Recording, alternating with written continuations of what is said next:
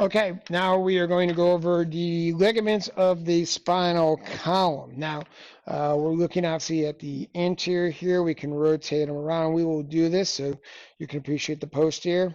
So this is what our skeleton looks like. For ease, I'm going to remove the rib cage.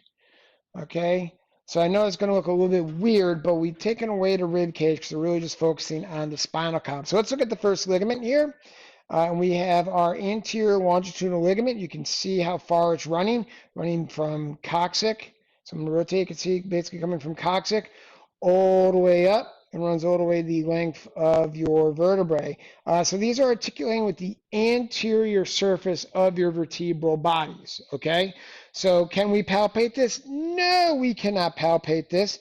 You know what I'm going to do? I'm going to get rid of these guys here because they're just awkward looking. These ligaments are kind of floating in space. There we go. So this anterior longitudinal ligament, I'm going to rotate a little bit so you can appreciate, is attaching to the anterior surface of the vertebral bodies.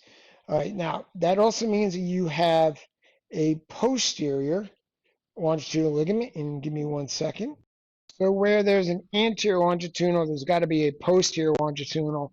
This ligament also attaches, but attaches on the posterior, the inside. So what I've actually done is I actually removed one vertebrae already. So you can see I've removed the vertebrae, and I'm going to touch very gently. I'm going to rotate a little bit, and there's the ligament I'm looking for. So there's the posterior longitudinal. I'm going to rotate it so you can kind of see it as it's attaching to the vertebral bodies, but it's on the posterior aspect of the vertebral bodies. So it's actually running inside the vertebral foramen. Okay, so it's actually running on the inside with your spinal cord. So it's on the posterior side of that. So there's the posterior longitudinal ligament. Okay, then we have the interspinous ligament, which is running in between, between spinous process. So this is running in between our spinous process, and there they are. So you can see everywhere there's a spinous process, we have a ligament running in between. I can spin it the other way. It looks still the same.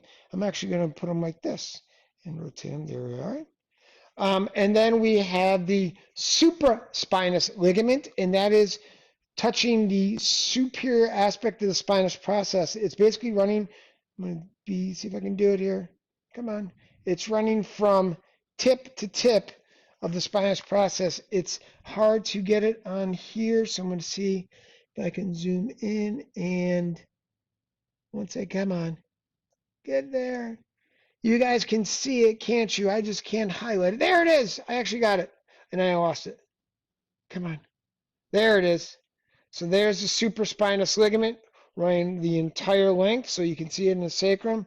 It's running the entire length all the way up. Now what happens is that when it gets to the cervical spine, you can see it's no longer blue. And what we have here is the ligamentum nuchae, which is like the horse's mane. And look how much stability this gives to our cervical region, because our head compared to the cervical is really weird. It's like a bowling ball on a wet lasagna noodle. So we need to give it some support. We have a lot of musculature there, but think about how much motion you have in your neck and head.